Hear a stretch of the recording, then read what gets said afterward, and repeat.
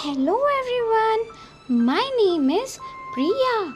I am a student at Samarth International Pre-Primary School and I love going to school. Do you know why? Because in my school, different concepts are taught through mini exhibitions. It's so much fun to learn this way. This month, my teachers are organizing an exhibition on rainy season.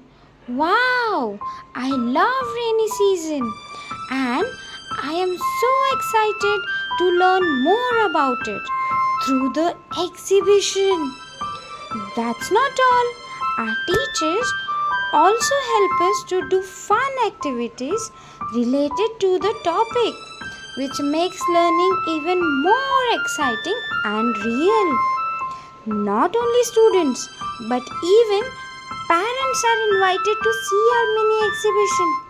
So, dear parents, if you would like to explore our colorful and joyful rainy season exhibition, please come and visit the school on the given date and time.